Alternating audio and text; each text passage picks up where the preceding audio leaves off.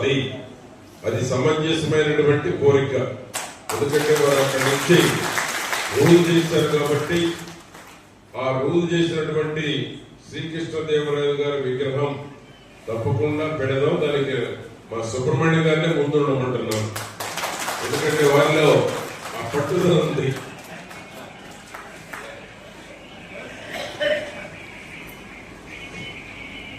ఎవరు అబ్జెక్షన్ కూడా చేయరు.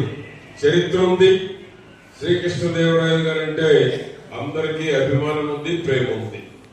కాబట్టి శ్రీకృష్ణదేవరాయలు గారి విగ్రహాన్ని ఏర్పాటు చేసేటువంటి దాంట్లో మా సుబ్రహ్మణ్యం గారు లాంటి వాళ్ళు ముందుంటే పట్టుదలగా ఏ ఆర్థిక స్తోమతున్న నవతరం పార్టీని నడిపి చంద్రబాబు గారి దృష్టిలో ఉన్నారంటే అది రావు సుబ్రహ్మణ్యం గారి యొక్క గొప్పతనం.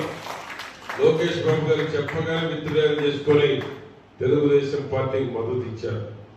గత ప్రభుత్వంలో ఎన్నో ఇబ్బందులు పెట్టారు, ఎక్కడ రాజీ పడలేదు. ఆర్థిక స్తోమత ఉన్నా లేకపోయినా పోరాట పట్టుకున్నటువంటి రావు సుబ్రహ్మణ్యం గారు నేను గర్వంగా చెప్తా ఉన్నాను.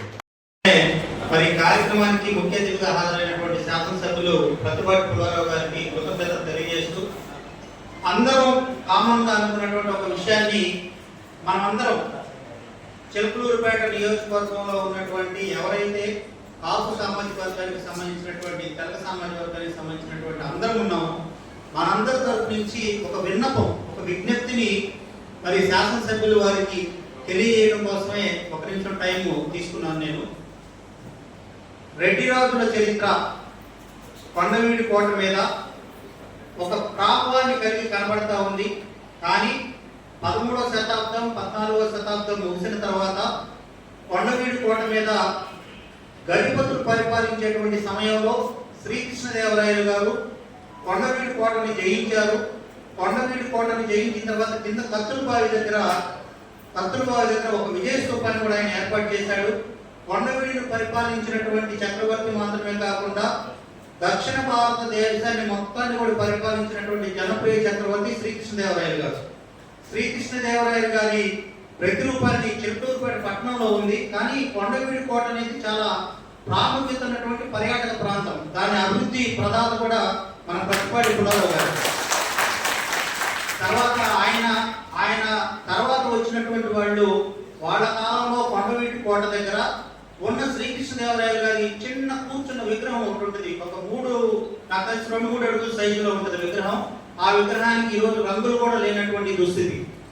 అయితే కొండవీడి కోటకు వచ్చినటువంటి వాళ్ళకి చరిత్రలో శ్రీకృష్ణదేవరాయలు గారు అక్కడ పరిపాలించారు అనేటువంటి విషయం తెలియడం కోసం శ్రీకృష్ణదేవరాయలు గారి విగ్రహాన్ని ఎంత ఎత్తు అవకాశం ఉంటే అంత ఎత్తు విగ్రహాన్ని ఏర్పాటు చేయించవలసిందిగా పర్యాటక శాఖ అట్లానే మన అన్ని శాఖల సమన్వయంతో ఏర్పాటు చేయించవలసిందిగా మరి దాన్ని ప్రతిపాటి పుల్లారావు గారి కాలంలో ఆయనే ఆవిష్కరించాలని చెప్పి కూడా మరి వారికి విజ్ఞప్తి చేస్తా ఉన్నాను.